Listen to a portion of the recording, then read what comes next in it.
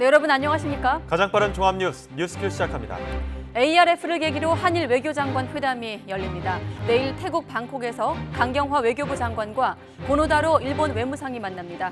속보 알아보겠습니다. 일본에서는 국회 방일단이 의원 외교를 펼치고 있습니다. 더불어민주당 일본특위 위원장 최재성 의원도 뉴스큐 시간에 만나보겠습니다. 네, 먼저 오늘의 뉴스부터 보시고 북한의 미사일 발사 관련 속보도 알아보겠습니다.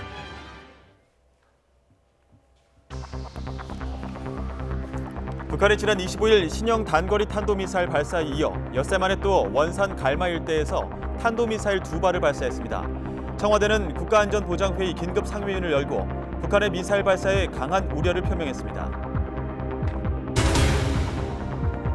얼마 전 북한이 공개한 신형 잠수함은 탄도미사일인 SLBM 3개를 탑재할 수 있는 것으로 분석됐습니다. 이해훈 국회 정보위원장은 이 신형 잠수함이 현재 진수 전 단계로 판단된다는 국방부의 현안 보고를 인용해 이같이 전했습니다. 강경화 장관이 태국에서 열리는 아세안 지역 안보 포럼 ARF 외교장관 회의를 계기로 고노다로 일본 외무상과 회담한다고 외교부가 밝혔습니다. 두 사람은 양국 간 불거진 수출 규제 문제 외에도 북한의 탄도미사일 발사 관련 의견을 교환하고 한미일 공조 방안도 논의할 것으로 예상됩니다. 일본의 수출 규제 조치와 관련해 우리 국회 대표단이 일본에 도착해 의원 외교를 펼치고 있습니다. 대표단은 일본 측 의원들과 만나 이번 사태에 대한 의견을 나눴는데 잠시 후 오후 5시 예정된 집권 여당인 자민당 지도부와의 면담에서 어떤 의견이 교환될지 주목되고 있습니다. 오늘 아침 중부 지역에 내린 폭우로 서울 목동에 있는 빗물 배수시설에서 작업자 3명이 고립돼 1명이 숨졌습니다. 소방당국은 특수잠수원 등을 투입해 나머지 2명에 대한 구조 작업을 벌이고 있습니다. 정의당 윤소아 원내대표에게 협박성 소포를 보낸 30대 남성에 대한 구속 여부가 이르면 오늘 결정됩니다. 진보단체 소속의 이 남성은 조사 과정 내내 묵비권을 행사하며 뚜렷한 범행 동기를 밝히지 않는 것으로 알려졌습니다. 네, 북한이 엿새 만에 오늘 새벽 동북방 해상으로 단거리 탄도미사일 2발을 쏘아 올렸습니다. 네, 정경도 국방장관은 북한이 위협하거나 도발하면 당연히 우리의 적이라는 입장을 밝혔는데요. 우리군은 추가 발사에 대비해 감시태세를 유지하고 있습니다. 취재기자 연결합니다. 김세호 기자. 네, 국방부입니다. 자, 우선 이 북한이 어떤 발사체를 쏘아 올렸는지 어느 정도 분석이 끝났습니까? 네, 그렇습니다. 이 북한이 오늘 새벽 쏘아 올린 발사체는 단거리 탄도미사일이라고 군 당국이 밝혔습니다. 이 미사일은 원산 갈마 일대에서 동북방 해상으로 날아갔는데요. 군은 고도는 30km, 비행거리는 250km로 추정하고 있습니다. 발사는 이동식 발사대를 이용한 것으로 파악됐습니다. 합참은 우리 군이 자체 탐지 자산으로 북한군의 탄도미사일 발사 징후를 먼저 포착해 추적했다고 설명했습니다. 이번 발사는 지난 25일 단거리 탄도미사일 2발을 동해로 발사한 지 엿새 만입니다. 당시 발사한 미사일은 고도 50km에 비행거리 600km까지 날아갔습니다. 합참은 이번에 발사한 단거리 탄도미사일이 지난 25일 발사한 것과 유사한 형태일 가능성에 무게를 두고 있습니다. 이와 함께 이번 발사는 태국에서 열리는 아세안 지역 안보 포럼을 앞두고 이뤄진 것인 만큼 그 배경과 의도가 주목되고 있습니다. 특히 최근 북한은 한미 군사 훈련을 비난하며 북미 간 실무 협상에도 응하지 않고 있습니다. 이 때문에 이번 발사 역시 미국과 우리 정부를 겨냥한 불만을 표출하고 압박을 높이려는 의도일 것으로 관측됩니다. 네, 정경도 국방부 장관, 이번 북한의 탄도미사일 발사와 관련해서 방어에 문제가 없다고 평가했죠? 네, 그렇습니다. 정경도 국방부 장관은 우리의 미사일 능력은 방어뿐 아니라 공격, 감시, 탐지 능력에서도 이미 북한을 월등히 앞서고 있다고 강조했습니다. 또 북한판 이스칸데르와 유사한 형태라면 우리 전력으로 방어가 힘들 것이라는 일부 지적에 대해서도 적극적으로 반박했는데요. 한국국방연구원이 개최한 토론회에서 정경도 장관이 했던 발언 내용 직접 들어보겠습니다. 최근에 이 발사한 이스칸데르 미사일과 유사 형태다 이렇게 얘기하는데, 그래서 저고도에서 이 풀업 기동이나 이런 것을 해서 좀 더 어렵지 않냐 이런 얘기도 있는데, 어려울 수가 있겠습니다. 그렇지만 우리 그 방어 자산들의 요격 성능 범위 내에 분명히 들어있다는 것을 말씀을 드리고. 이와 함께 정경두 국방부 장관은 북한이 도발한다면 당연히 우리의 적이라고 밝혔습니다. 정 장관의 이 같은 발언은 지난해 9월 취임한 이후 북한을 겨냥한 가장 강한 표현입니다. 다만 정 장관은 9.19 남북 군사 합의를 충실하게 이행해 한반도 평화 정착을 뒷받침해 나갈 것이라고 밝혔습니다. 이와 함께 남북 관계가 좋아져도 한미 동맹은 여전히 중요하다며 북한의 핵미사일에 대응하기 위한 한미 간 맞춤형 확장 억제 전략도 지속적으로 보장될 것이라고 덧붙였습니다. 또 한미 연합훈련도 변함없이 실시하고 있다며 한반도 평화 정착을 위해 일부 조정하긴 했지만 과학화된 훈련 시스템으로 과거보다 훨씬 높은 성과를 달성했다고 말했습니다. 지금까지 국방부에서 YTN 김세호입니다. 네, 청와대는 국가안전보장회의 NSC 긴급상임위원회를 소집하고 북한의 단거리 탄도미사일 발사에 강한 우려를 표명했습니다. 네, 우리 군에는 철저한 대비태세 유지를 강조하면서도 이 비핵화 협상 재개 동력이 상실되지 않도록 외교적 노력을 계속하기로 했습니다. 취재기자 연결합니다. 김도원 기자. 네, 청와대입니다. 네, 이렇게 NSC 긴급상임위가 소집된 건 이례적이라고 할 수 있는데 비교적 절제된 표현이 나왔어요. 그렇습니다. 강한 우려를 표명하는 선에서 수위를 조절했습니다. 국가안전보장회의 NSC 긴급상임위원회는 정의용 국가안보실장 주재로 오늘 오전 11시에 열렸습니다. 북한의 미사일 발사 5시간여 만에 신속하게 회의를 열었습니다. 상임위는 북한이 지난주에 이어 단거리 탄도미사일 2발을 발사한 것은 한반도 평화 구축 노력에 부정적 영향을 미칠 수 있다면서 강한 우려를 표명했습니다. 또 우리 군에는 관련 동향을 주시하면서 철저한 대비 태세를 유지할 것을 강조했습니다. 이와 함께 지난달에 있었던 판문점 남북미 3자 정상회동을 다시 한번 언급했는데요. 3자 회동 이후 조성된 한반도 비핵화 협상 재개 동력이 사라지지 않도록 외교적 노력을 계속하기로 했습니다. 북미 간의 비핵화 대화 재개를 위해 우리도 북미 양국 사이에서 더욱 노력하겠다는 뜻으로 해석됩니다. 이번처럼 긴급이라는 이름으로 NSC 상임위가 소집된 건 북한이 수시로 탄도미사일을 발사했던 지난 2017년 이후로는 처음입니다. 네, 북한이 대남 압박을 강화하는 것으로 보이는데 청와대가 대응 수위를 조절한 이유는 어떻게 평가되죠? 네, 아무래도 북미 비핵화 실무협상 재개를 기다리고 있는 상황에서 긴장이 더 고조되지 않게 관리해야 할 가능성이 큽니다. 오늘 NSC를 대통령이 직접 주재하는 전체 회의가 아닌 국가안보실장 주재 상임위원회로 연 것도 적절한 수위의 대응을 위한 조정으로 보입니다. 다만 북한에 대해 지난주보다는 좀 더 단호한 입장을 밝힌 것으로 보이는데요. 지난주에는 단순히 군사적 긴장 완화에 도움이 되지 않는다고 한 반면 이번에는 한반도 평화 구축 노력에 부정적 영향을 줄 수 있다고 밝혔습니다. 북한의 이런 미사일 발사가 반복될 경우 북미 간의 비핵화 협상도 제대로 진행될 수 없다는 경고를 담은 것으로 해석됩니다. 네, 일본 관련 얘기도 나왔는데 이 NSC 상임위, 일본의 수출 규제 조치에 대해서도 강력히 철회할 것을 촉구했죠. 네, 상당히 강한 수준의 경고 메시지를 보냈습니다. 일본이 부당한 조치 철회를 위해 모든 노력을 다하고 일본이 상황을 더욱 악화시킬 경우 가능한 모든 조치를 포함해 단호히 대응하기로 했습니다. 일본이 상황을 악화시킨다는 건 다음 달 1일, 그러니까 모레죠. 우리나라에 대한 화이트리스트 배제 결정 등을 포함한 언급인데요. 그럴 경우 우리 정부도 가장 강력한 수준으로 대응하겠다는 경고를 보낸 것으로 해석됩니다. 지금까지 청와대에서 YTN 김도훈입니다. 네, 북한의 이번 미사일 발사와 관련해 트럼프 미국 행정부는 북한의 발사체를 미사일로 규정하며 상황을 계속 주시하겠다는 입장을 밝혔습니다. 네, 국제부 연결해 자세히 알아보도록 하겠습니다. 이동우 기자. 예, 국제부입니다. 네, 미국 반응도 궁금한데요.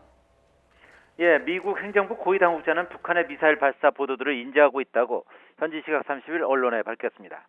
북한이 오늘 발사한 것을 미사일로 규정한 것입니다. 이 당국자는 이어 상황을 계속 주시할 것이라고 덧붙였습니다. 미 MBC 방송은 2명의 당국자가 발사체들은 단거리 미사일들이었다며 이 미사일이 미국이나 동맹들에게 위협이 되진 않는다고 밝혔다고 보도했습니다. 이들 당국자는 그러나 미사일의 종류와 재원 등을 파악하기 위해 여전히 분석 작업을 하고 있는 중이라고 덧붙였습니다. 미 CNN 방송은 미 행정부 당국자가 2발의 미사일이 북한에 의해 발사됐다고 확인했다고 보도했습니다. 하지만 앞서 북한의 단거리 탄도미사일은 미국을 향한 위협이 아니며 전혀 언짢지도 않다고 얘기했던 트럼프 대통령은 아직 특별한 반응을 내놓지 않고 있습니다. 네, 일본도 반응을 내놨습니까? 예, 아베 신조 일본 총리가 반응을 내놨습니다. 아베 신조 총리는 오늘 북한의 미사일 발사에 대해 언급하면서 한국을 뺀 채 미국과 긴밀히 연대하겠다고 말했습니다. 아베 총리는 이날 총리 관저에서 기자들을 만나 북한의 미사일 발사와 관련해 일본의 안전보장에 영향을 주는 사태는 아닌 것으로 확신한다고 밝혔습니다. 아베 총리가 이날 연대 대상으로 한국을 언급하지 않은 것은 북핵 문제와 관련해 한국을 배제하려는 의도를 노골적으로 드러낸 것이라는 해석이 나오고 있습니다. 아베 총리는 지난 25일 북한의 미사일 발사 때에도 앞으로 미국과 긴밀히 협력해 나갈 것이라고 말했습니다. 당시 스가 요시히데 관방장관과 이와야 다케시 방위상 등 강요들은 미국, 한국과 연대하겠다고 말했지만 아베 총리의 발언에는 한국에 대한 언급이 없어서 고의로 한국을 제외한 것이라는 지적이 나왔습니다. 스가 장관은 오늘 오전 정례 기자회견에서도 이번 건에 대해서는 미국 및 한국과도 긴밀히 현대해 왔다면서 계속해서 정보 수집 분석에 전력을 다하겠다고 말했습니다. 이와야 다케시 방위상은 북한의 발사체가 탄도미사일이면 유엔 안전보장이사회 결의에 위반한다면서 북한이 유엔 결의에 위반하는 미사일 발사를 계속하는 것은 대단히 유감이라고 강조했습니다. 네, 미국, 일본 이렇게 알아봤고 중국도 어떻게 지금 반응들이 나오고 있습니까? 네, 중국 관영 매체들도 북한의 단거리 탄도미사일 발사 소식을 속보로 전하면서 관심을 나타냈습니다. 신화통신은 북한이 오늘 오전 미확인 발사체를 쐈다고 속보로 전한 데 이어서 한국 합참의 추가 발표를 인용해 북한이 원산 부근에서 단거리 탄도미사일 2발을 발사했다고 수정 보도했습니다. 관영 CCTV도 6일 전 단거리 탄도미사일 2발을 쏜 북한이 오늘 다시 2발의 미사일을 동해상으로 발사해 한국 측이 상황을 주시하면서 경계하고 있다고 전했습니다. 북한의 미사일 추가 발사에 대해 방금 전 중국 정부가 공식 입장을 내놨는데요. 중국 외교부는 한반도 문제의 정치적 해결에 중요한 시기이며 완화된 국면을 소중히 여기고 한반도 비핵화와 평화 정착을 위해 노력하자면서 원론적인 입장을 밝혔습니다. 지금까지 국제부에서 전해드렸습니다. 네, 북한의 탄도일 미사일 발사가 잇따르면서 정치권은 여야 할 것 없이 일제히 위협을 멈추라며 비판의 목소리를 높였습니다. 네, 다만 9.19 군사합의 위반이라며 파기를 주장하는 야당과 달리 여당인 민주당은 대응 수위를 조절하는 모습입니다. 김영수 기자 연결합니다. 김영수 기자. 네, 국회입니다. 네, 크게 보면 좀 여야 반응이 비슷해 보이기도 한데 조금은 좀 결이 달라 보입니다. 민주당 반응부터 전해주시죠. 네, 더불어민주당은 북한에 잇따른 탄도미사일 발사에 대해 불편한 심기를 감추지 않았습니다. 이인영 원내대표는 강력한 항의의 뜻을 표하면서도 반발 수위를 그 이상으로 높이진 않았습니다. 북은 9.19 군사합의 정신을 준수하여 평화를 해치는 일체의 위협과 행동을 즉각 중단할 것을 강력히 촉구합니다. 반면 자유한국당은 북한의 도발은 9.19 남북 군사합의와 유엔 안보리 결의 위반이라면서 강력한 대응을 주문했습니다.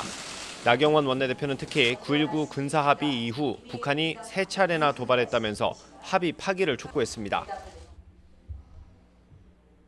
북한은 이미 미사일 도발을 세 차례 함으로써 5월 그리고 이번에 2번 더 함으로써 삼진 아웃됐습니다. 남북 군사 합의 파기해 주십시오. 바른미래당 최도자 수석 대변인도 정부의 적극적인 대응을 촉구하면서 청와대 안보 라인에 대한 전면적인 인적 쇄신이 필요하다고 주장했습니다. 네, 북한의 탄도미사일 발사가 잇따르고 있는데 최근 북한이 공개한 잠수함의 재원도 일부 파악이 됐죠? 네, 그렇습니다. 국방부가 오늘 오전 국회 정보위원장인 바른미래당 이해운 의원에게 관련 내용을 보고했습니다. 정보위원장 보고에서 국방부는 북한의 신형 잠수함에 SLBM 3개 정도를 탑재할 수 있는 것으로 분석된다고 밝혔습니다. SLBM을 한 3개 정도 탑재할 수 있는 것이 아닌가 그렇게 우리 군은 분석하고 있습니다. 북한이 공개한 사진에 보면은 함교 부분에 이 모자이크 처리가 되어 있는 부분이 있는데 이 모자이크 처리되어 있는 이 부분이 SLBM 발사관을 탑재하는 위치일 것으로 일단 그렇게 분석을 하고요. 잠수함 길이는 70에서 80m 정도 되는 것으로 추정된다며 2,000톤급, 이른바 고래급 잠수함보다는 조금 더 클 가능성이 있다고 판단했습니다.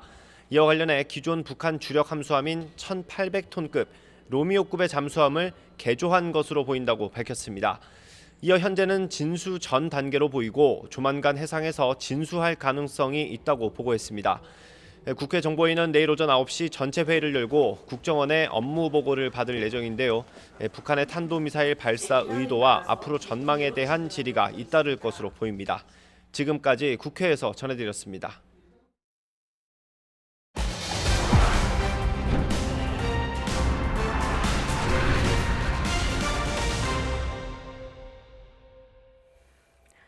네, 계속해서 엿새 만에 북한의 군사행동 배경은 무엇인지 분석해 보도록 하겠습니다. 네, 동국대 북한학과 김용현 교수 나와 계십니다. 어서 오십시오. 네. 안녕하십니까.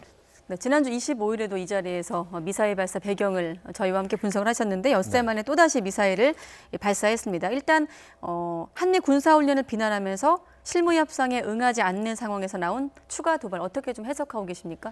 우선 이제 시점의 문제를 한번 봐야 될 것 같습니다. 예. 하나는 ARF, 아세안 지역안보 포럼이 2일부터 개최가 되는데 거기에 폼페이오 국무장관도 오고 일본, 한국을 비롯한 주요 국가의 외교 라인들이 출동을 합니다. 예. 그것을 겨냥해서 김정은 위원장이 북한의 미사일 능력, 물론 단거리 미사일이지만 여러 가지 능력을 갖고 있다는 것을 시위하는 그런 측면이 하나 있다고 봐야 될 것 같고요. 네.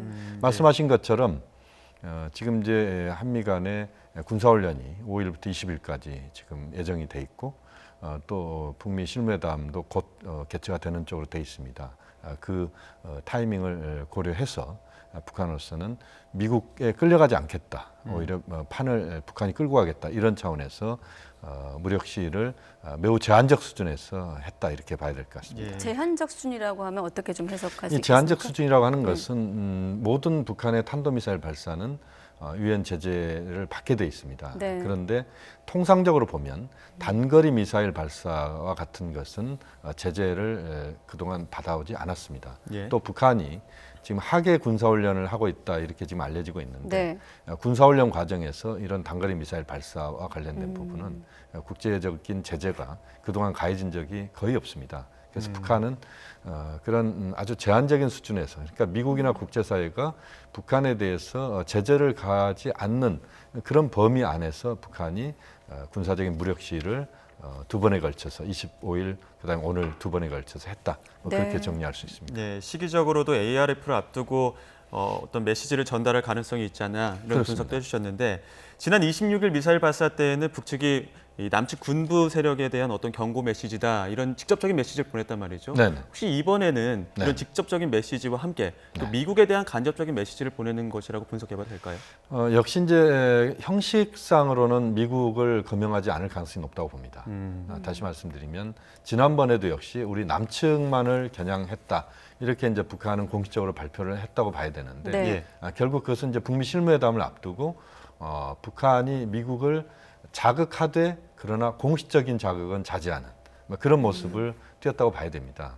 역시 이번에도 북미 실무회담 앞두고 있고 지금 폼페이오 장관도 북측과의 실무회담이 상당히 좀 빨라질 수 있다 이런 뉘앙스의 발언도 했고요. 네. 북한이 좀 더 적극적인 대화 의지가 있다 이것도 표현을 했거든요. 예. 그렇게 보면 사실상 미국을 겨냥하면서도 예. 겉으로는 미국은 뺀 채 남측을 압박하는 이런 수순을 다시 한번 밟을 가능성이 현재로서는 높다고 전망이 됩니다. 이런 시각은 어떻습니까? 막상 이제 북미 실무 협상이 시작이 되고 미국과 네. 어떤 대화 테이블에 앉으면 어떤 이런 실험이라든지 군사 행동을 하기 어렵기 때문에 네. 그 전에 좀 해놓자 이런 시각들도 있던데 교수님은 어떻게 보세요? 그런 측면도 있다고 봐야 됩니다. 이제 북한의 이런 미사일 발사 훈련은 통상적인 군사 훈련의 일환일 수도 있지만 네.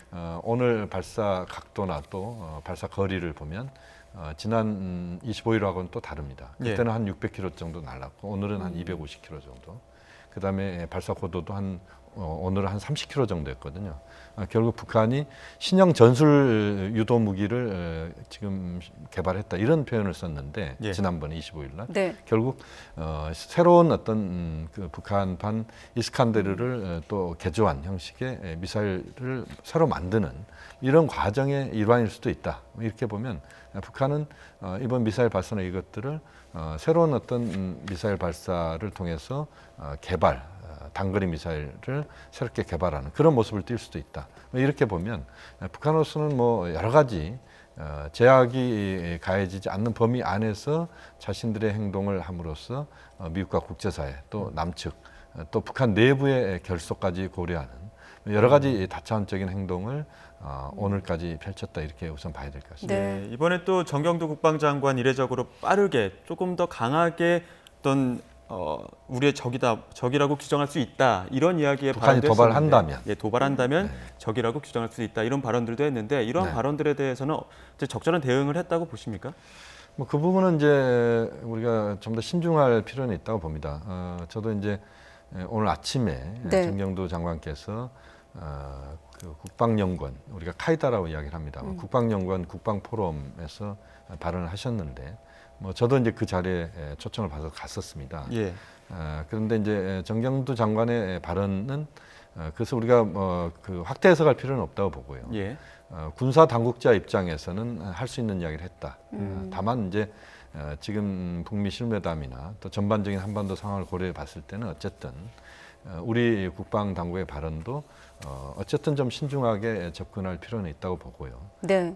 또 미사일과 관련된 이야기도 오늘 정경도 장관이 꺼냈는데, 네. 그러니까 북한의 단거리 미사일이나 또는 이번 미사일 이스칸데르급이 미사일이 이제 그 기동 자체가 좀 예. 그 일반적인 탄도 미사일과 좀 다르거든요. 예. 그런 부분에 대해서도 우리 군 당국은 그 준비가 돼 있고 그것을 그 정도는 우리도 준비가 돼 있다 이런 이야기도 했습니다. 그래서 정경도 장관의 오늘 발언들을 전체적으로 보면 상당히 좀 자신감 있는 발언들이 있었고, 다만 이제 어쨌든 남북 관계를 포함해서 북미 관계 또 전반적인 한반도 정세를 고려해 본다면 신중한 대응은 여전히 필요하다고 봅니다. 네. 자, 이런 분위기 속에서 오늘 이런 보도가 외신을 통해 나오기도 했습니다. 미국 NSC 당국자가 지난주에 비무장지대에서 판문점 어떤 정상 간의 회동 사진을 전달했다라는 보도가 나왔거든요. 네네. 지금 오늘 이제 미사일 발사 맞물리면서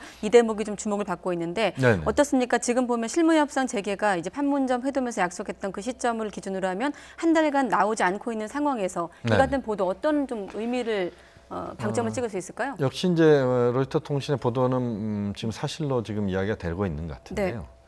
북미 간에는 접촉 라인들이 있습니다. 그러니까 뉴욕 라인도 있고요. 그래서 이제 북한의 유엔 대표부가 뉴욕에 있기 때문에 네.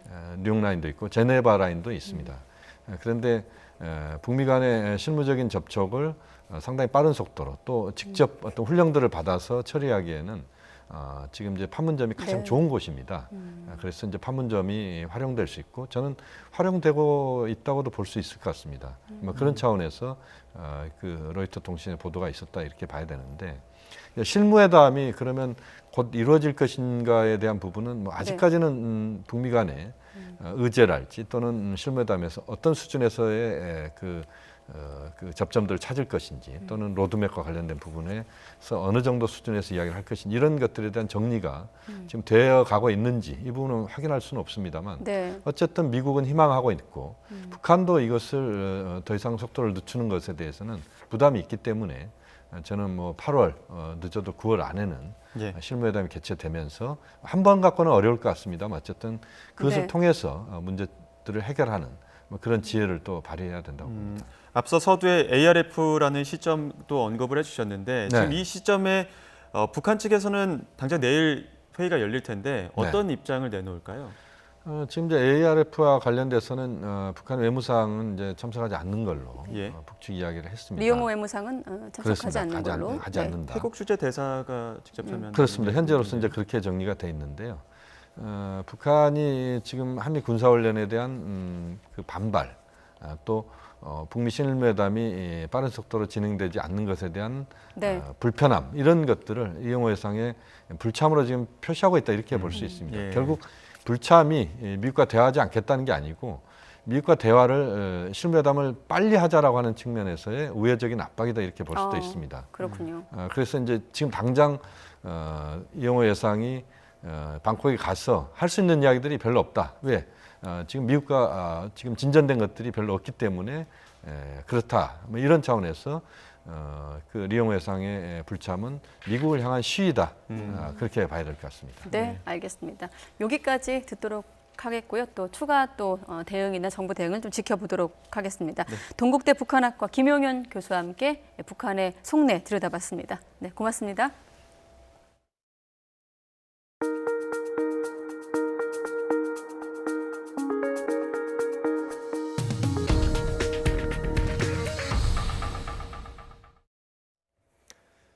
네, 폭우로 비 피해가 속출한 가운데 서울 목동의 한 빗물 펌프장에서 배수 시설을 점검하던 작업자 3명이 고립됐습니다. 이 중 1명이 숨졌고 2명이 실종됐는데요. 현장 연결해서 자세한 소식 알아보겠습니다. 김우준 기자. 네, 서울 목동 빗물 배수 시설 사고 현장에 나와 있습니다. 네, 아침부터 구조 작업이 진행되고 있는데 새롭게 들어온 소식 있습니까? 네, 지금 보시는 것처럼 비가 내리면서 구조 작업에도 난항을 겪고 있습니다. 119 구조대원들은 아침부터 현재 7시간 넘게 구조 작업을 이어가고 있습니다. 현장에 고립된 작업자 3명 가운데 협력업체 소속 50대 남성 1명이 숨진 채 발견됐고 현재 2명이 실종된 상태입니다. 2명은 시공사인 현대건설 소속 직원과 협력업체 소속 미얀마 출신 노동자입니다. 소방당국은 특수잠수원 등을 투입해 실종자 2명에 대한 구조 작업을 진행하고 있지만 비도 내리고 있고 구조 작업이 녹록지 않은 상황입니다. 현장 구조대장 브리핑 잠시 들어보시겠습니다. 저희 구조 잠수요원들이 감각에 의지해서 줄 하나에 의지한 채 지금 더듬이식으로 해서 지금 요구주자를 검색하고 있는 중입니다. 실종자들이 있을 것으로 추정되는 저류 배수시설 크기가 문제인데요. 저류시설은 빗물 35만 톤을 저장할 수 있는 공간으로 지름 10m에 길이 4km에 달하는 큰 원통형 공간입니다. 대형 공간에 오늘 온비로 흙탕물이 3m가량 차 있는 상황이라 시야 확보도 어려운 상황입니다. 쉽게 말해 텅텅 비어있는 대형 터널 안에 빗물이 가득 차 있다고 연상하면 될 것 같은데요. 잠수부를 이용한 구조 작업을 벌이는 소방 당국은 특히 시야 확보에 어려움을 겪고 있습니다. 실제로 현장 수색을 마치고 나온 구조대원들도 빗물이 가득 차 있다 보니까 이물질이 가득해 바로 앞도 보이지 않는다고 말했습니다. 구조대는 오후부터 시야와 관계없이 수중 안을 수색할 수 있는 음파 탐지기를 투입해 수색 작업을 이어가고 있습니다. 네, 사고는 어떤 경위로 발생한 거죠? 네, 사고가 접수된 건 오늘 아침 8시 20분쯤입니다. 서울 목동 빗물 저류 시설에서 근로자 3명이 고립됐다는 신고가 접수된 건데요. 이곳 저류 배수 시설은 빗물을 모아놨다가 넘치면 안양천을 통해 한강으로 흘려 보내는 곳입니다. 저지대인 양천구의 상습 침수를 막기 위해 하수구 밑에 거대한 배수 시설을 만들어 놓은 겁니다. 최근 완공했고 지금은 시범 운전 기간입니다. 작업자들은 수문이 정상 작동하는지를 확인하기 위해 일상 점검에 나섰다가 변을 당한 것으로 알려졌습니다. 애초 설계대로라면 배수 시설에 물이 70% 이상 차야 수문이 자동으로 열리는데 지금은 시범 운전 기간이라 그 기준을 낮춰놓은 상황입니다. 이 때문에 오늘 내린 폭우로 빗물 유입량이 늘면서 수문이 자동으로 열린 것으로 추정됩니다. 하지만 오늘 오전 7시 반부터 서울 지역에 호우주의보가 내려진 상황에서 업체 측이 무리하게 점검에 나선 건 아닌지 의문이 들 수밖에 없습니다. 현장 소장은 기습폭우는 미처 대비하지 못했다면서 배수시설 현장엔 별도의 비상구조 장비도 갖춰지지 않았다고 설명했습니다. 지금까지 목동 빗물 배수시설 사고 현장에서 YTN 김우준입니다. 네, 장마는 끝났는데 수도권과 영서지방에 폭우가 쏟아졌습니다. 지금은 호우특보가 모두 해제됐지만 밤부터 다시 국지성 호우가 내린다고 합니다. 취재기자 연결해서 자세한 소식 알아보겠습니다. 김진두 기자. 네, 기상팀입니다. 네, 호우특보는 해제가 됐는데 밤부터 다시 비가 강해진다고요? 네, 그렇습니다. 장마는 이틀 전에 끝났지만 서울, 경기와 영서지방에 강한 비가 쏟아졌습니다. 오늘 새벽부터 아침 사이 시간당 최고 50mm의 폭우가 내렸는데 지금은 비가 조금은 약해진 상태입니다. 수도권과 영서에 내려졌던 호우특보도 오전 11시 반에 모두 해제됐습니다. 하지만 안심할 수 있는 상황은 아닙니다. 지금도 의정부 등 경기 북부에 시간당 30mm의 비가 내리고 있고 밤부터는 다시 빗줄기가 굵어지면서 내일 아침까지 수도권과 영서지방에 최고 70mm의 비가 더 내릴 것으로 보입니다. 기상청은 북태평양 고기압 가장자리에서 대기가 불안정해지며 강한 비구름이 만들어져 중북부 지방에 영향을 줬다고 설명했습니다. 특히 이번 비도 장맛비처럼 밤이 되면 강해지는 야행성을 띠고 있습니다. 또 지역으로 옮겨다니며 장대비가 쏟아지는 겔라성 폭우여서 산간이나 계곡 피서객들의 각별한 주의도 필요합니다. 지금까지 YTN 김민두입니다. 네, 일본의 일방적인 수출 규제 조치와 관련해 여야 의원들로 구성된 국회 대표단이 오늘 일본을 방문했습니다. 잠시 뒤에 집권 여당인 자민당 지도부와 만나서 우리 측 입장을 전달할 예정인데 현지에 나가 있는 취재기자 연결해 보겠습니다. 우철희 기자. 네, 일본 도쿄입니다. 네, 한국, 일본 양국의 의원들 만나서 의견을 나눴습니까? 네, 그렇습니다. 우리 국회 대표단 오늘 오전 이곳 일본 도쿄에 도착을 했습니다. 우리 대표단 첫 일정으로 한일 의원연맹 소속의 일본 측 의원들과 오찬 간담회를 가졌습니다. 오찬 간담회는 정오부터 거의 2시간 가까이 진행이 됐습니다. 일본 국회 대표단의 단장인 무소속 서청원 의원은 일본 측 의원들이 우리 대표단을 상당히 환영했다. 이렇게 분위기를 전하면서 간담회 내용을 브리핑을 했습니다. 크게 눈여겨볼 대목은 크게 3가지입니다. 먼저 서청원 의원은 양국 의원들이 상황이 엄중하고 갈등이 계속될 경우 양국 모두에 도움이 되지 않는다, 이런 인식을 함께 했다고 밝혔습니다. 다만 입장 차도 여전했습니다. 우리 대표단은 일본 측 조치의 부당함에 대해 지적하면서 규제 조치를 철회하고 특히 화이트리스트에서 한국을 배제하면 한일 군사정보보호협정이 재기능을 하겠다며 불가 입장을 분명히 했습니다.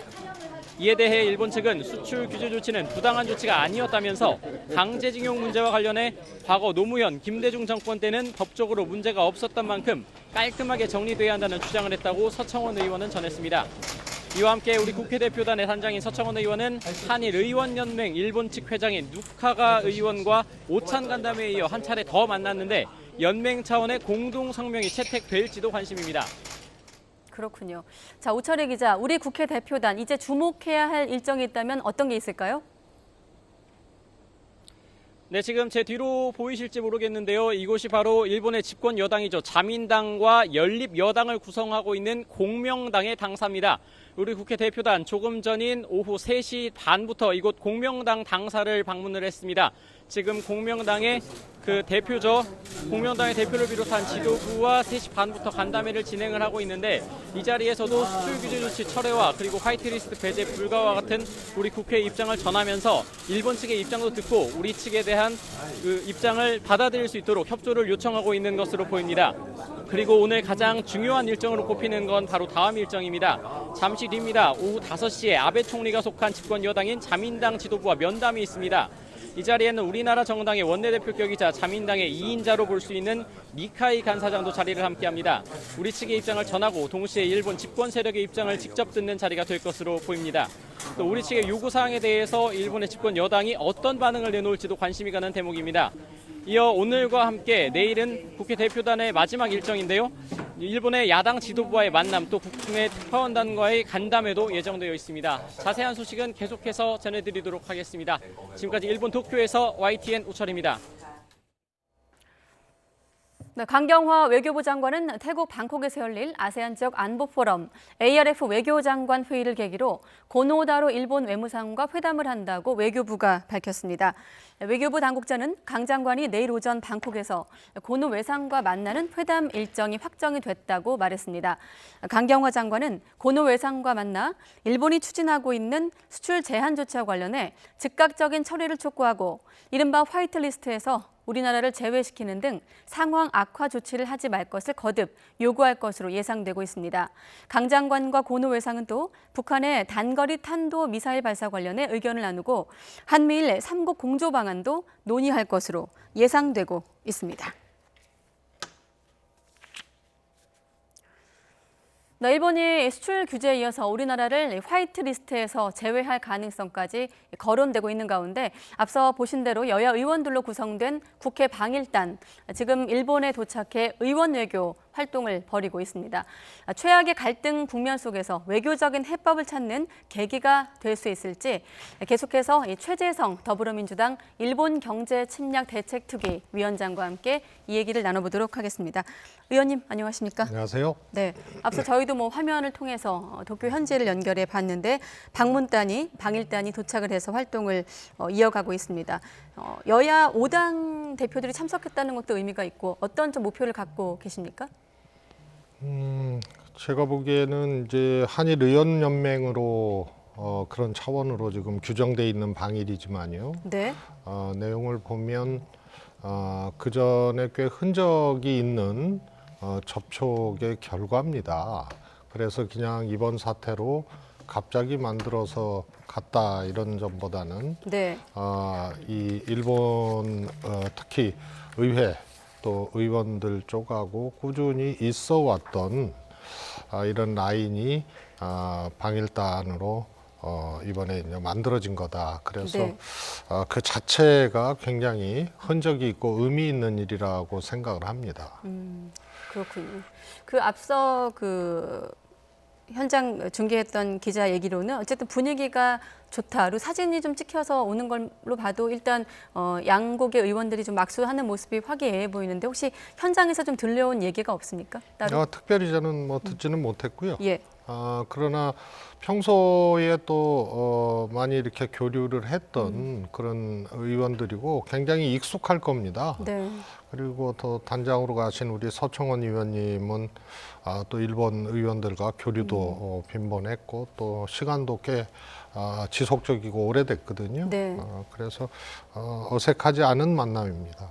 어색하지 않은 만남일 것이다라고 말씀하셨고 어제 이 시간에 마침 또 이 방일단에 포함된 강창일 의원과도 제가 통화를 했었는데 상당히 이제 말을 아끼는 모습이긴 했습니다만은 일각에선 이번 방일단에 대해서 실질적인 성과를 어느 정도 거둘 수 있을까 좀 회의적인 시각이 있는 것도 사실이고 어제 인터뷰를 해봤어도 좀 말을 아끼시느라 그런 건지 어떻게 뾰족한 어떤 뭐 해법이나 목표를 제시하진 않으셨거든요. 어느 정도로 좀 마지노선이라고 해야 될까요? 잡고 계세요? 정부와 또 의회 또 네. 의원은 조금씩 성격이 다릅니다. 그래서 한일 의원들은 꾸준히 교류를 해왔고요. 그래서 아마 이번 방일 자체가 당장의 어떤 성과나 이런 것을 떠나서 네. 굉장히 이렇게 부채의식을 주는 그런 점이 있습니다. 네. 그리고 이제 행정부가 있기 때문에 여기서 무슨 타결을 하거나 뭐 이런 거는 아니지만 그런 이제 디딤돌, 네. 또 여건 이런 것을 만드는 어떻게 보면 초입 이런 역할은 이번 그 방일을 통해서 기대해 볼 수 있다고 봅니다. 네, 마침 뭐 시점상 아까 제가 준비 과정에서 여쭤보긴 했습니다만은 속보로 이제 고노다로 외상과 강경화 장관이 이제 태국에서 만날 것이다 이런 속보가 마침 들어왔고 어제 강 의원도 협상 테이블로 좀 끌어내기까지가 우리의 목표라고 말씀하셨는데 뭐 우연의 일치일 수도 있겠습니다만은 좀 방일단의 어떤 시점과 그런 속보도 연관이 좀 있나요?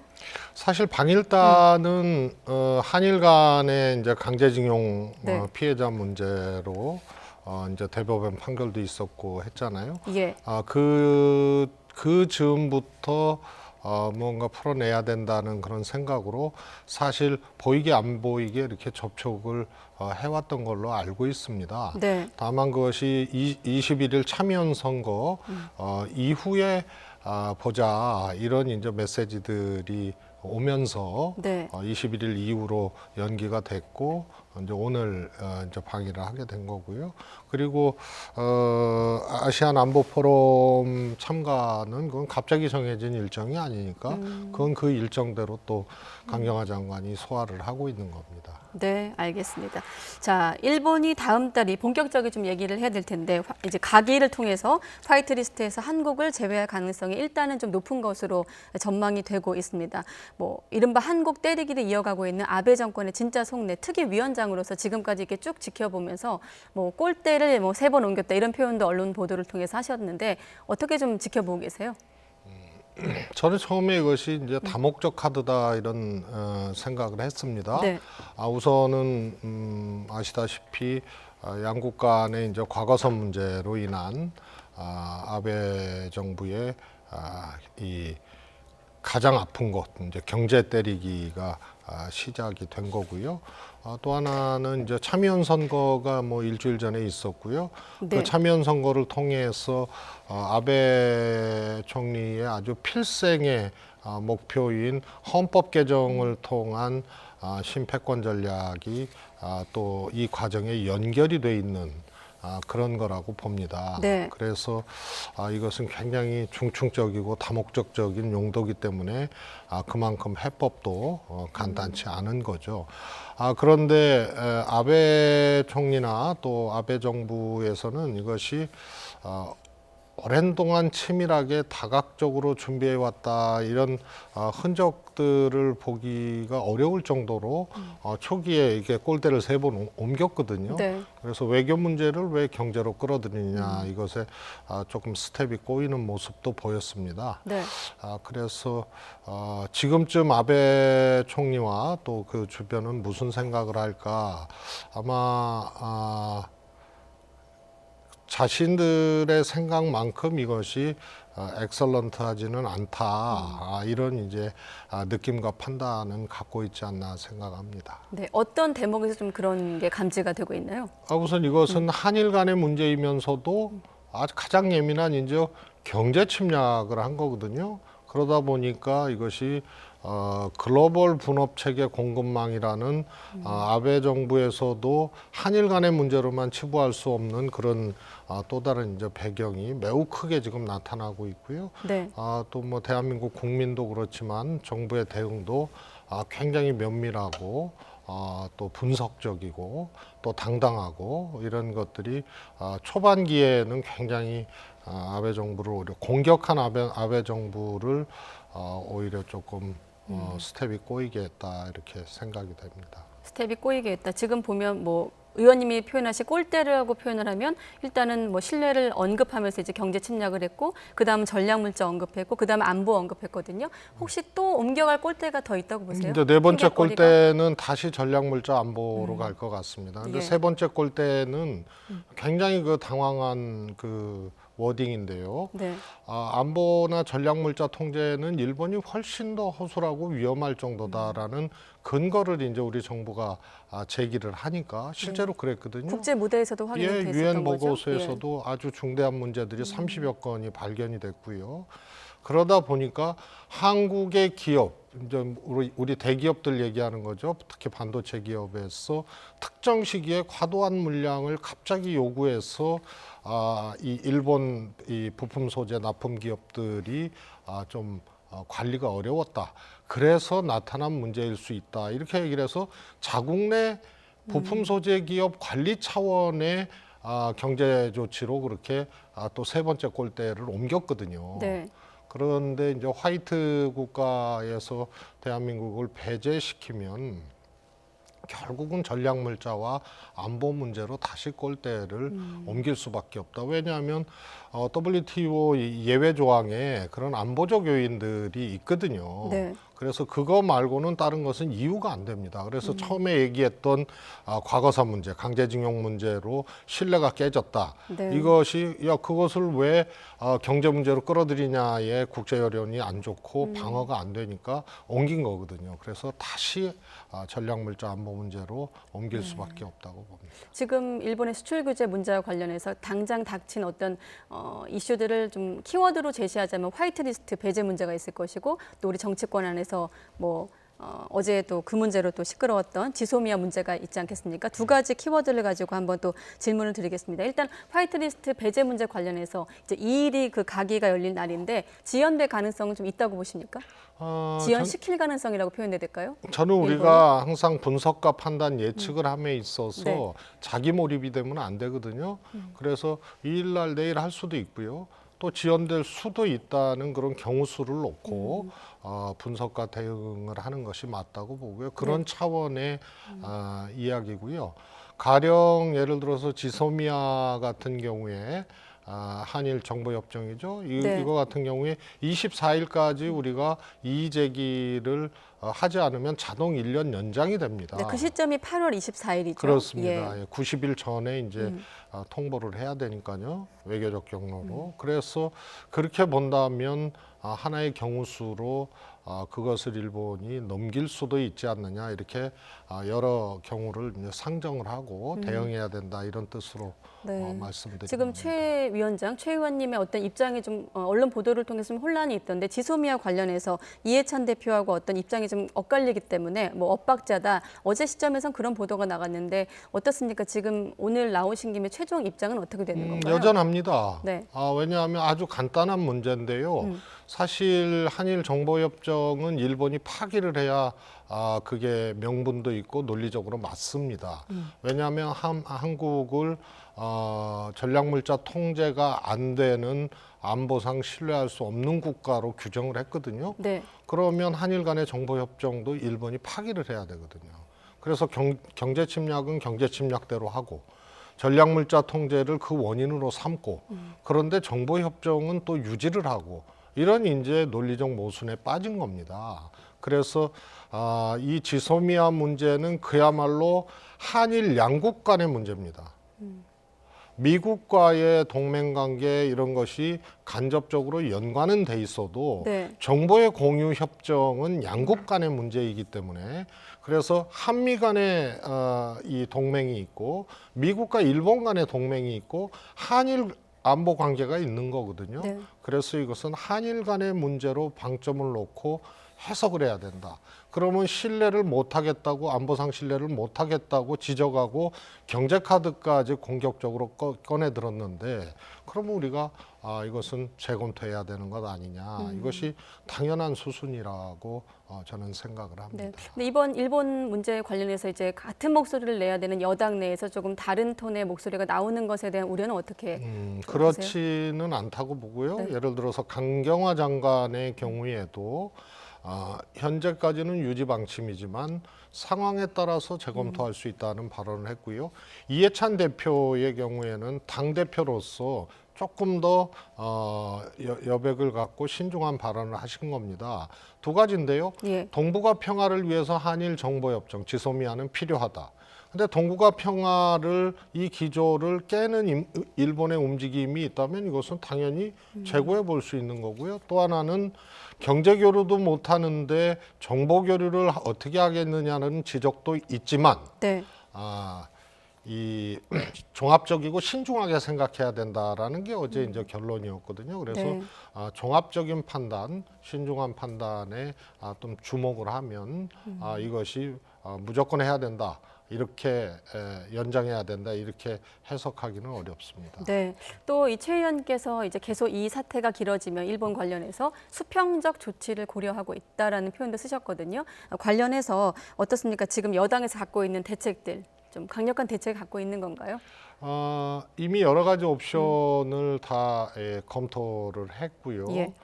그리고 처음에 이 반도체 소재 세 가지 품목에 대해서 아베 정부의 타격이 이루어졌을 때 사실 구체적인 분석들을 결격하고 굉장히 공포나 불안의 확대 재생산들이 아주 단기간에 이루어졌거든요. 네. 그러나 정부가 면밀하게 냉정하게 대응을 하면서 잘 관찰해서 우리의 대응 방식을 좀 챙겨 나갔고요. 화이트 국가에서 우리를 빼게 되면 두 가지 측면에서 봐야 됩니다. 네. 저는 기승전 반도체입니다. 어차피 반도체 비중이 제일 크고 여기에 다 집중돼 있는 거거든요. 그런데 이미 반도체 규제는 지금 심사로 진행이 되고 있는 겁니다. 그래서 이 타격은 지금 현재 진행형입니다. 네. 화이트 국가에 들어가든 들어가지 않던 이것은 지금 진행 중이기 때문에 주목해서 봐야 되고요. 그다음에 또 하나는 1120개 품목으로 확대된다 하더라도 일본의 부품 소재 산업이 압도적인 기술력을 갖고 대체 불가능한 영역은 훨씬 더 좁혀집니다. 네. 그러면 나머지는 뭐가 되냐 하면 수출을 해야 되는 일본의 입장과 부품 소재를 예. 수입을 해줘야 되는 한국의 입장이 됩니다. 이 속에서 수평적 조치의 하나의 이제 가능성들이 조금 보일 수 있고 충분히 검토를 했습니다. 그 다음에 또 하나는 좀 시각적으로라고 표현하셨는데 어떤 것들이 있는 겁니까? 시각적이요? 네. 좀 구체적인 어떤 좀 저희들이 와닿을 수 있는 좀 내용들이 있습니까? 이렇습니다. 그것을 예고하는 것은 의미가 없고요. 예. 아베 정부에서도 예고하지 않았지 않습니까? 그래서 아베 정부에서 한국의 수평적 조치에 대해서 충분히 예측하고 분석을 했을지 안 했을지는 모르지만 네. 이것을 현실화시키기 전에 드러내는 것은 저는 이 좋은 방식은 아니라고 보고요. 그래서 이런 부분에 그 가능성이 있다 정도 말씀을 드린 거고요. 반도체도 주목해야 될 게 있습니다. 우리가 글로벌 분업 체계에서 일본은 소재, 한국은 반도체, 그리고 미국의 애플과 같은 IT 기업들은 완제품. 이것을 일본이 깨게 되면 글로벌 파장이 너무 크고 생태계가 교란된다. 네. 이게 하나 있는데요. 한국의 반도체 중에 메모리 패권은 세계적입니다. 이것이 결국은 우리가 위력을 발할 수 있다. 예를 들어서 일본에 수출하는 반도체가 한 1조 5천억에서 2조 정도 되거든요. 그러나 이거는 중간에 들어가는 반도체 가격이지 이것을 완제품으로 만들어내는 그것은 훨씬 더 파장이 훨씬 더 클 수밖에 없습니다. 시간이 다 됐는데 정말 간단히 하나만 여쭤보면 이번 방일단의 어떤 이후 방일단 방문 이후 어떤 일본의 좀 변화라고 해야 될까요? 좀 사실 일본이 내각제이기 때문에 이번 어떤 우리 국회의원들의 방문이 상징적인 의미만 갖고 있을 거라고 생각하지 않습니다. 혹시 가기를 조금 연기한다거나 어느 정도의 좀 변화가 있을 거라고 예상하십니까? 저는 뭐 내일 가기 의결이 되든 연기를 하든 하이트 국가에서 배제되느냐 안 되느냐의 문제가 중요하지 시기는 중요하지 않다고 생각을 합니다. 그래서 우리가 항상 의존적 기대감, 그러나 실체가 불분명하거나 효과도 별로 없는 의존적 기대감은 특히 상대방이 있는 이런 경쟁에서는 굉장히 주의해야 될 사항이거든요.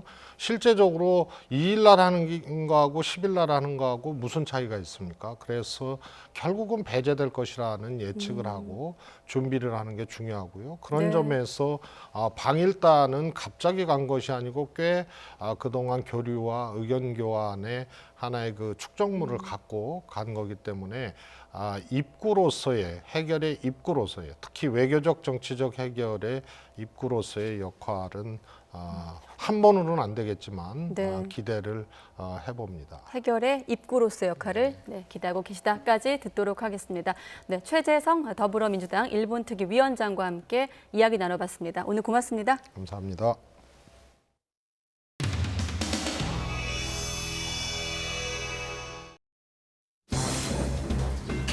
본회의주가 되는 언제가 일원연맹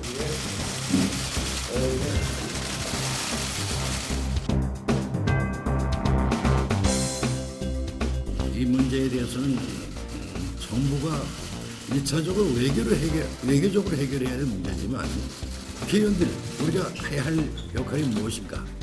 양국이 더 이상 악화되는 문제를 좀 막는 그런 정부의 역할을 이거는 괜한 우려에서 하는 말씀입니다만 임진왜란 직전에 여러분도 아시다시피 통신사 사절단이 정사 황민길, 부사 김성임 이렇게 갔는데 그때만 해도 단발성이 셀 때고 그래서 서로가 돌아와서 통신사들이 보고하는 말에 정사 다르고 부사 다르고 황민길은 도요토미 히데요시가 눈빛이 반짝반짝하면서 당과 지략이 있는 사람 같더라라고 평안하셨고 김성일 부사는 눈이 쥐같이 생겨서 마땅히 두려워할 일이 못 됩니다라고 보고를 했는데 이것이 결과적으로는 현상을 그대로 직시한 보고가 됐더라면 임진왜란을 사전에 좀 예방하지 않았을까.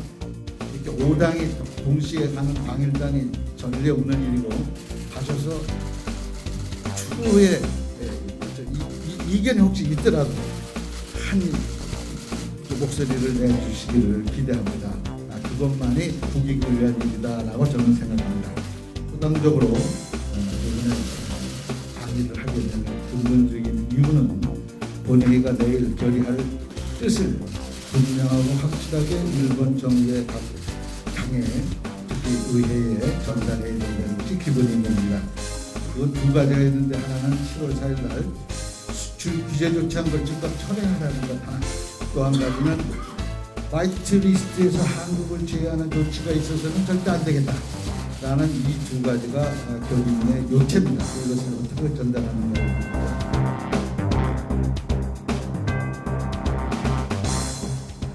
좀 미진한 부분이 있고 결정이 안 된 부분이 있는 우선 결정된 것만 말씀드리겠습니다. 중의원 의장님, 그런 지금 우리 결의안이 웹툰이밖에 통과돼 가지고 본회의 통과돼서 본회의 통과된 다음에 뭐 얘기를 하자 이렇게 돼 있습니다. 현재는 우리가 성명서를 촉구 결의안을 받고 보내고 할 입장이 아니다. 이런 식의 거실에서 중요한 의장 면담은 일단 빠졌습니다. 그다음에 자민당과의 일정은 현재 조율입니다. 네, 방금 강창일 의원이 나오기도 했습니다만 국회 방일단 1박 2일 일정으로 도쿄를 방문하고 있는데 속보가 들어왔습니다. 오늘 예정돼 있던 오후 5시였죠. 자민당 지도부와 면담이 취소가 됐다라는 속보가 현지에서 들려오고 있습니다. 귀국일은 내일인데 내일 중에 면담을 할 것인지 말 것인지 조율하고 있다라는 소식과 함께 당초 오늘 자민당 니카이 도시히로 간사장 아베 내각의 2인자로 꼽히는 인물이죠. 지도부와 함께 5시부터 집권 여당인 자민당 지도부와 면담이 예정돼 있었습니다. 사실 예정돼 있었는데 면담이 취소가 됐다는 속보가 조금 전 들어왔습니다. 당초 이 자리에서 우리 측의 입장을 전달하고 또 동시에 일본 집권 세력의 입장도 직접 듣는 자리가 될 것이다 이런 예상이 있었는데 취소가 됐다는 속보가 조금 전 들어왔습니다. 현장에서 속보가 들려오면 다시 한번 알아보도록 하겠습니다. 네, 정의당 윤소화 원내대표에게 협박성 소포를 보낸 진보단체 회원의 구속 여부가 오늘 결정이 됩니다. 피의자는 경찰 조사에서 아무런 대답도 하지 않은 채 묵비권을 행사했습니다. 나혜인 기자가 보도합니다. 서울대학생 진보연합 소속 35살 유모 씨가 구속영장 심사를 받기 위해 법원에 도착합니다. 경찰 수사에 항의하는 진보단체 회원들의 외침에 손을 흔들며 미소를 보였지만 표적 수사! 취재진의 질문엔 아무런 말이 없었습니다. 보내신 거 맞습니까? 왜 소포 보내셨습니까? 유 씨는 지난 3일 국회 윤소화 의원실에 죽은 새와 흉기가 담긴 소포를 보낸 혐의를 받고 있습니다. 소포엔 윤 의원을 민주당 이중대, 홍위병이라 비난하는 메모가 담겨 있었습니다. 또 보낸 사람을 태극기 자결단이라고 적어 보수단체로 착각하게 만들었습니다. 유 씨는 경찰 수사에 혼선을 주기 위해 범행 당일 모자와 마스크로 얼굴을 가리고 대중교통을 여러 차례 갈아탄 것으로 전해졌습니다. CCTV 추적에 덜미를 잡힌 유 씨는 경찰 조사에서 줄곧 묵비권을 행사했습니다. 환승한 거는 맞고요. 이제 복잡하게 다닌 거는 맞고 더 이상 구체적으로는 저도 확인하기가 곤란해서 그렇습니다. 서울대학생 진보연합은 경찰이 진보 세력을 탄압하려 조작 수사를 했다고 주장했습니다.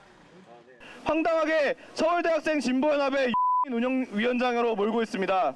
적폐청산에 적극 나섰더니 대진년에 돌아온 것은 표적 수사였습니다. 유 씨는 지난 2008년 다른 진보단체 한국대학생 총연합의 의장으로 활동하면서 국가보안법 위반 혐의로 징역형의 집행유예를 선고받기도 했습니다. 경찰은 앞으로 정확한 범행 동기와 진보단체의 조직적 개입 여부 등을 집중 수사할 계획입니다. YTN 나혜인입니다. 네, 국회 패스트트랙 충돌 사태와 관련해 민주당 소속 의원 3명이 오늘 추가로 경찰에 출석을 해 조사를 받았습니다. 조사에 앞서 소환에 불응하고 있는 한국당을 향해 공세를 계속 펼치기도 했는데 들어보도록 하겠습니다. 국회 폭력 사태의 피해자라고 할 수 있는 민주당 의원들은 성실히 조사에 임하는데 가해자라고 할 수 있는 한국당 의원들은 전혀 조사에 응하지 않고 있어서 대단히 유감이고요. 그분들에게만 취해법권의 특권이 부여되어 있는지 묻고 싶습니다. 저희는 그리고 저는 국민과 법 앞에 서는 정상적인 정당과 국회의원이기를 지향합니다. 호날두 정당을 그만 지향하고 메시 정당으로 거듭 태어나기를 바랍니다. 네, 광주 클럽 붕괴 사고를 계기로 대대적인 불법 건축물 합동 단속이 시작이 됐습니다. 사고가 발생한 클럽의 공동 대표들이 지분을 가지고 있는 다른 클럽 역시 법을 어겨서 공간의 용도를 바꾼 것으로 나타났습니다. 김범한 기자가 취재했습니다. 유흥업소와 음식점 등이 몰려있는 광주 상무지구입니다. 업소들이 문을 열기 시작하자 합동 단속반이 떴습니다. 단속반은 신고된 도면과 업소의 실제 공간을 꼼꼼하게 대조해 점검합니다. 이번에는 합동으로 점검을 하기 때문에 건축에 대한 위반 건축물 부분, 그다음에 이제 식품 위생 관련해서 불법 영업 부분, 그다음에 소방 안전 시설 이런 부분들을 중점적으로 할 거고요. 단속은 모두 3단계로 나눠 진행됩니다. 유흥주점과 클럽 등 80여 곳이 우선 단속 대상입니다. 오는 11월까지 이어지는 합동단속 대상은 광주의 다중이용시설 1,400여 곳입니다. 위법 사항이 적발되면 즉시 원상복구 명령을 내리고 법과 원칙에 따라 처벌한다는 방침입니다. 사고가 난 클럽의 무너진 무대는 무허가 용접업자가 부실하게 시공한 것으로 드러났습니다. 입건된 공동대표 3명이 지분을 넣은 다른 유흥주점에서도 난간이 주방으로 바뀐 사실이 확인됐습니다. YTN 김범환입니다. 네, 그런가 하면 이 봉계 사고가 발생한 광주 클럽에서 마약류 유통은 없었던 것으로 확인됐습니다. 경찰 수사본부는 사고가 난 클럽의 술병과 술잔 등에 대한 정밀 감정 결과 마약류가 나오지 않았다고 밝혔습니다. 수사본부는 전 건물주와 전 업주 등 2명을 추가로 입건했습니다. 경찰이 내일부터 10월 31일까지 마약류 유통사범을 집중 단속합니다. 경찰은 클럽에서 마약류를 투약하고 유통하는 행위, 인터넷을 통한 마약류 거래, 의료용 마약류 오남용 등을 강력히 단속할 계획이라고 밝혔습니다. 지난 2월부터 5월까지 진행한 상반기 단속에서 검거된 마약류 사범은 지난해 같은 기간보다 48.2% 증가한 5,996명이었고 그 가운데 인터넷을 통해 유통한 경우는 72.9% 증가한 것으로 나타났습니다. 윤석열 검찰총장의 뒤를 이어 서울중앙지검을 책임지게 된 배성범 신임지검장이 오늘 취임했습니다. 취임사를 통해 정치, 경제 권력의 반칙적 범죄와 민생 범죄를 해결하는 데 역량을 집중하겠다고 밝혔습니다. 직접 들어보시죠. 정치적, 사회적, 경제적 권력을 부정하게 행사하거나 우월적 지위를 악용하여 부당한 이득을 취하는 반칙적 범죄, 국민의 안전을 위협하고 사회적 약자 등 민생을 해하는 범죄에 눈감지 않는 검찰이 되어야 한다고 생각합니다. 국민이 이를 검찰의 선결적 존재 이유로 요구하고 있기 때문입니다.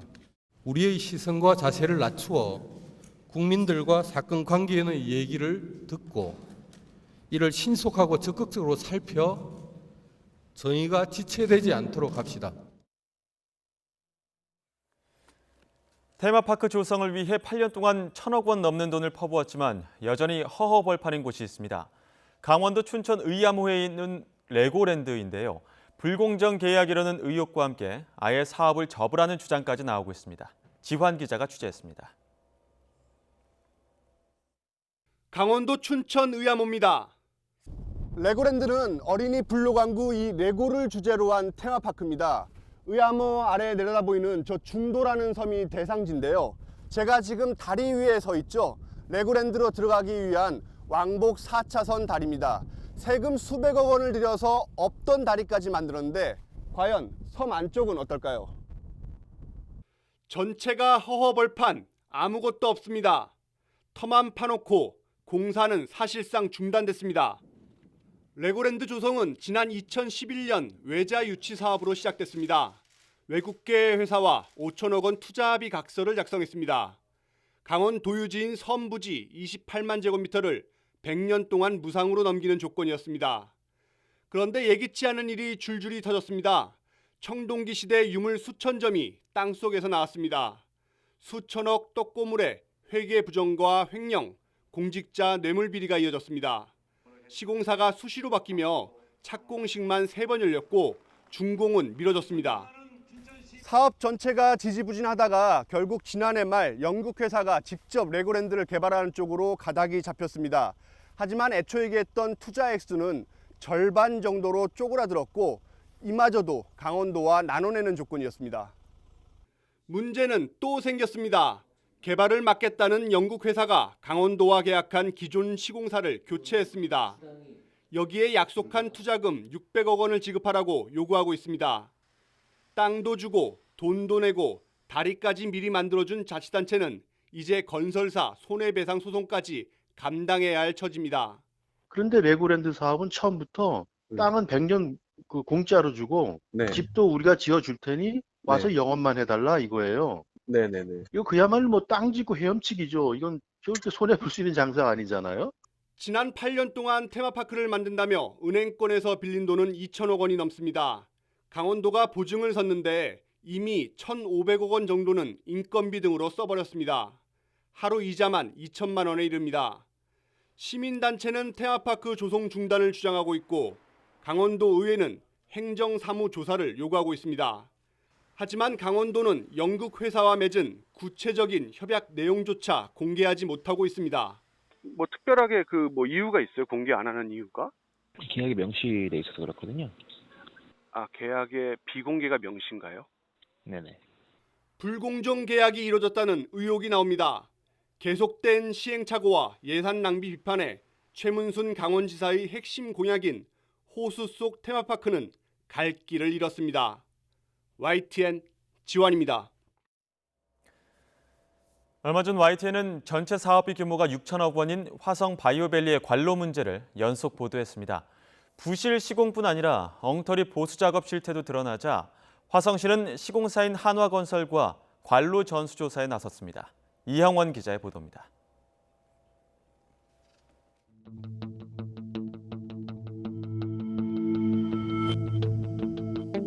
금가고 깨지고 하자 투성이로 드러난 화성 바이오밸리 관로 상태. 부실 시공 가능성에 엉터리 보수 작업까지 총체적 문제를 YTN이 연속 보도하자 화성시는 인수인계를 연기하고 지난 4일 직접 현장 점검에 나섰습니다. 뭔가 문제가 있는 것 같아요. 저런 것도 막 떨어져 있고. 관로 전수조사와 하자 보수 요청에 시공사인 한화건설은 업체 물색을 서둘렀습니다. 환경부가 인증한 기술진단 전문기관 85곳 가운데 화성시와 협의를 거쳐 A업체를 선정했습니다. 관로 내부 조사를 통해서 이상 항목을 저희가 이제 진단하기 위한 조사 수행 절차입니다. 관 파손부라든지 찢어짐이라든지 변형이라든지 계약을 체결하자마자 곧장 시작한 조사는 한 달 남짓 이어질 예정입니다. 지금 이곳에서는 오수관 하자 여부를 점검하는 CCTV 조사가 한창입니다. 이번 조사는 우수관까지 모두 34km에 달하는 관로 전체를 대상으로 진행됩니다. 공공기관이 아닌 민간업체가 관로 하자 조사를 맡게 된 것과 관련해서는 신뢰도 문제가 생기지 않도록 철저히 감독하겠다고 약속했습니다. 경기도에서 말씀하신 어떤 위원회라든지 아니면 한국환경공단 이런 부분에서 전문가분들을 이제 의견을 구해서 지금 진단하고 있는 부분에 저희 시에서도 그 부분을 따라서 검증을 전문 자문단에서 영상 분석까지 마치면 이르면 오는 10월 관로 보수 작업이 진행됩니다. 조사 분석 기간은 약 2개월 정도가 소요될 예정입니다. 하자가 드러난 관로에 대해서는 교체나 보수 작업을 진행할 계획입니다. 화성시는 관로 보수가 완료돼 운영에 문제가 없을 때 인수인계를 진행하기로 했습니다. 또 문건과 영상을 조작해 관로 하자를 축소한 정황이 드러난 만큼 하나 측에 대한 사법 처리 검토를 경기도에 요청했습니다. YTN 이영훈입니다. 네, 방금 들어온 소식입니다. 조금 전 우리 국회 방일단이 일본 자민당 지도부와 면담이 취소됐다는 속보를 전해드렸었는데요. 추가 속보가 들어왔습니다. 자민당 지도부의 면담은 내일로 연기됐다는 속보가 들어왔습니다. 우리 국회 방일 대표단 오늘 12시부터 일정을 시작했었죠. 5시에 예정된 가장 중요한 일정, 일본 자민당 지도부와의 면담이 있었지만 취소됐다는 속보 이후에 추가 속보가 들어왔습니다. 내일 아베 총리가 속한 집권 여당인 자민당 지도부와 면담을 할 것이라는 속보가 들어왔습니다. 추가 속보가 들어온 대로 다시 한번 정리해서 전해드리도록 하겠습니다. 충북 청주에서 실종된 여중생 조은누리 양을 찾기 위한 합동 수색이 9일째 이어지고 있지만 여전히 별다른 단서 등을 찾지 못하고 있습니다. 경찰과 군 당국에 따르면 오늘도 육군 특공 기동부대원 400여 명과 경찰, 소방 등 모두 520여 명이 수색에 나섰습니다. 또 또 과학수사 채취 증거견과 군견 등 14마리, 그리고 경찰과 육군 지자체가 보유한 드론으로 공중 수색 작업도 함께 벌이고 있습니다. 특히 오늘 수색에는 정신의학과 교수와 조양의 특수학급 담임 교사, 그리고 심리상담 교사가 참여해 조양의 행동 패턴과 추정 이동 경로를 분석했습니다. 가족들에 따르면 조양은 동영상 시청, 노래 듣기 등 한 가지에 오랜 시간 집중을 잘하고 낯선 환경에서도 특정 지역을 잘 벗어나지 않는 성향이 있는 것으로 전해졌습니다. 경찰은 현재까지 조양의 소지품 등 흔적이나 실종 장소를 빠져나간 정황은 발견되지 않았다며 풀숲을 제거하고 등산로 일대를 집중적으로 수색할 방침이라고 말했습니다. 네, 전 산업 생산이 2달 연속 감소한 가운데 소비도 한 달 만에 감소세로 돌아섰습니다. 반면에 크게 줄었던 투자는 한 달 만에 반등했습니다. 통계청이 오늘 발표한 6월 산업활동 동향을 보면 지난달 전 산업 생산은 전월 대비 0.7% 감소한 것으로 5월에 이어서 2개월 연속 줄었습니다. 반도체의 생산 증가 등에 힘입어 광공업 생산은 늘었지만 정보통신 등이 줄면서 서비스업 생산은 감소했습니다. 삼성전자의 2분기 반도체 영업이익이 3년 만에 3조 원대로 떨어졌습니다. 삼성전자는 올해 2분기 영업이익은 6조 6천억 원으로 지난해 같은 기간보다 55.6% 줄었다고 확정해 발표했습니다. 매출은 56조 1,300억 원으로 지난해 같은 기간보다 4% 감소했습니다. 네, 미국 중앙은행인 연방준비제도의 기준금리 인하가 확실시되고 있는 가운데 트럼프 미국 대통령이 큰 폭의 금리 인하를 노골적으로 요구했습니다. 네, 현 시간 31일 연준의 기준금리 결정을 앞두고 0.5%포인트 인하를 압박한 것 아니냐는 관측이 나오고 있습니다. 보도에 이종수 기자입니다. 미국의 기준금리를 결정하는 연방준비제도의 연방공개시장위원회가 현지 시각 30일 이틀간의 회의 일정에 들어갔습니다. 이에 맞춰 트위터로 소폭의 금리 인하는 충분하지 않다고 밝힌 트럼프 대통령은 기준금리 인하 폭의 확대를 노골적으로 요구했습니다. Here, I would like to see a large cut, and I'd like to see immediately the quantitative tightening stop. 연준이 이번 연방공개시장위원회에서 기준금리를 0.25%포인트 내릴 것이란 전망이 우세한 가운데 트럼프 대통령이 최소한 0.5%포인트 인하를 압박한 것이란 관측을 낳고 있습니다. 연준은 2015년 12월 7년 만에 첫 금리 인상을 시작으로 그동안 모두 9차례 금리를 올렸는데 트럼프 대통령은 이를 거듭 비판했습니다. The Fed move, in my opinion, far too early and far too severely. It puts me at a somewhat of a disadvantage. 트럼프 대통령은 이와 함께 연준의 보유자산 축소 종료 시점을 당초 9월 말에서 앞당겨 즉각 실시할 것을 촉구했습니다. 보유자산 축소는 연준이 갖고 있는 채권을 팔아 시중의 달러화를 회수하는 정책으로 양적 완화 정책에 반대입니다. 트럼프 대통령은 연준이 경기가 더 활성화되도록 이번 회의를 통해 시중에 풍부한 유동성을 공급하는 결정을 과감하게 내려줄 것을 촉구한 것입니다. 재선에 올인하고 있는 트럼프 대통령은 이처럼 연준의 긴축 정책을 탓하면서 그래도 자신이 경제를 강하게 만들었다고 경제를 지적으로 내세웠습니다. YTN 이종수입니다. 네, 디즈니 영화가 점령한 극장가인 한국 대작 2편이 오늘 동시에 개봉했습니다. 지난해와 올해 칸 영화제에서 문을 연 개봉작 2편도 나란히 스크린에 걸립니다. 최두희 기자가 소개합니다. 난 신 안 믿어요. 왜? 우리 아버지 돌아가실 때 신은 아무것도 안 했으니까. 사고로 아버지를 잃은 뒤 신을 믿지 않는 격투기 챔피언 용후. 원인을 알 수 없는 깊은 상처를 발견한 뒤 바티칸에서 온 구마 사제를 만나고 세상을 혼란에 빠뜨리는 악에 맞섭니다. 오컬트 장르의 액션과 유머를 더했습니다. 현 스포츠 중에는 격투기만큼 또 강렬한 게 없더라고요.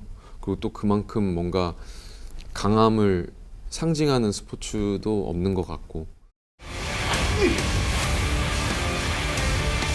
다른 거. 청년 백수와 대학 동아리 후배가 원인 모를 유독가스로 뒤덮인 도심을 탈출하는 과정을 그린 재난 영화입니다. 억지 눈물을 강요하는 심파 코드를 없앤 대신 코미디를 입혔습니다. 걸그룹 소녀시대 유나의 첫 주연작이기도 합니다. 달리고 뭐 매달리고 올라가고 이런 씬들이 많아서 육체적으로는 조금 힘들 수는 있었지만 굉장히 즐겁게 촬영을 한 작품이에요. 무덤에서 깨어난 시체들이 커피와 와이파이처럼 자신들이 생전에 집착했던 것들을 찾아다니며 마을 사람들을 공격합니다. 물질주의와 소비주의에 찌든 현대 사회에 대한 비판적 메시지도 담았습니다. 미국 독립영화계의 거장으로 꼽히는 짐 자무시 감독의 작품으로 올해 칸 영화제 개막작입니다. 흥겨운 결혼식 파티가 열린 스페인의 작은 마을. 라우라의 딸이 갑자기 사라지고 거액의 몸값을 요구하는 납치범들의 협박까지 받게 되면서 악몽이 시작됩니다. Pues Laura es una mujer particular que ha tenido que enfrentarse a pruebas difíciles en la vida. 지난해 칸 영화제 개막작으로 아카데미 외국어 영화상을 2번이나 받은 거장 아슈가르 파라디가 메가폰을 잡았습니다. YTN 큐두입니다. 네, 지금 도쿄를 방문 중인 일본 방일당 관련 속보가 앞서 있었는데요. 현장에서 소식이 좀 들려오는 것 같습니다. 한번 가보도록 하겠습니다. 또 누구지 김진표 의원님이 백색가의 리스트를 확정하는 부분의 부당성 등에 대해서도 지적을 하셨고 그 문제를 구체적으로 의원들끼리 논의하는 과정인데 시간이 너무 많이 흘러버려가지고 매듭을 칠 수 없는 상황으로 가서 누가 회장님 바쁘지만 이 2시 반에 다시 와서 만나겠다. 그래서 우리도 또 3시 반에 야마구치 공명당 당수를 만나뵐 시간이 있어서 또 만나봐야 한 30분인데 거기서 한 30분간에 또 얘기를 나눠서 좀 더 구체적인 문제에 조금 말씀을 드리려고 하는 단계까지 왔는데 하여튼 저는 감사하게 생각하는 것은 일본의 의원님들께서 우리를 굉장히 기쁘게 환영해 주시고 진솔하게 서로 대화할 수 있는 기회를 갖게 돼서 무엇보다도 이번에 방안이 와서 막상 걱정을 했는데 잘 왔다. 그리고 우리도 드릴 말씀 다 드렸고 저쪽도 우리한테 할 말씀 다 했고 이해를 하는데 폭 좁히는데 한 부분이 되지 않았냐는 생각에서 아주 크게 다행으로 지금은 생각합니다. 이제 나머지 야마구치 공명당 대표님과 니카이 간사장님 그다음에 입법민주당의 대표들을 만나면 우리가 온 목적은 다 달성이 됩니다만은 정말 이게 가시적으로 국민 속에 느껴질 수 있도록 해야 될는지는 그건 1차적으로 이제 외무부 정부 당국이 해야 되는 문제고 우리 의회에서 할 수 있는 여야 의원들 오셔서 할 수 있는 것은 다 했다. 이런 말씀을 드리겠습니다. 혹시 질문 있으면 해주시기 바랍니다. 수출 규제 조치와 화이트국 제외에 대해서 철회를 요구했을 때 반응은 니카가 회장의 반응은 어땠습니까? 그분이 자기가 산업성에서 갖고 온 통계를 가지고 이것은 부당한 조치가 아니었다. 이런 부분들을 설명을 했고 그 부분에 대해서 김진표 의원과 오해철 의원, 조배숙 의원 등이 이 부분을 논리적으로 또 얘기하는 그런 과정 속에서 시간이 그만 1시 45분이 됐던 겁니다. 이 문제는 좀 더 의원들 간에 논의해서 양쪽에 알고 있는 일본 측에서 일본 산업성에서 갖고 있는 통계와 정보 또 우리가 갖고 있는 정보하고의 상이점 이런 부분에 대해서 주고받는 대화가 조금 있으면 진행이 되지 않겠나 저는 그렇게 봅니다. 그래서 그 문제에 깊이 있는 시적인 실무적인 그런 건 우리가 해야 할 문제는 아니지만은 그래도 대충 전문가들이 여기 계시고 경제 전문가들도 우리 의원님도 오셨기 때문에 그런 문제까지 깊숙하게 들어갔다. 그리고 그 부당성 그 백색 국가는 절대 안 된다는 그런 부당성에 대한 우리 자료 또 저쪽이 저쪽대로 갖고 있는 자료를 가지고 얘기하는 과정이 있다. 2차 이제 얘기하는 과정에서 우리 전문가들하고 또 저쪽에 의원님들하고 그런 실무적인 것까지는 좀 깊게 얘기를 할 텐데 결국은 서청원 대표단장의 얘기를 들어보셨는데 자민당과의 면담이 취소되기 전에 이제 오찬 일정 이후 이루어진 인터뷰 화면으로 보입니다. 어떤 내용을 얘기했죠? 네, 우리 의원들이 일본 측의 부당성에 대해서 지적을 하고 의원 자격으로 할 수 있는 일은 다 했다 이런 이야기를 또 서청원 의원이 전했습니다. 네, 계속 보도해드린 대로 이 자민당 지도부의 면담은 내일 오전으로 연기가 됐는데 일단은 자민당 측에서 연기를 요청한 것인지 우리 측 사정인지는 확실하지 않습니다만은 관련 내용 잠시 뒤에 뉴스큐 2부에서 다시 한번 도쿄 현지를 연결해서 취재 기자를 통해 다시 한번 확인하도록 하겠습니다.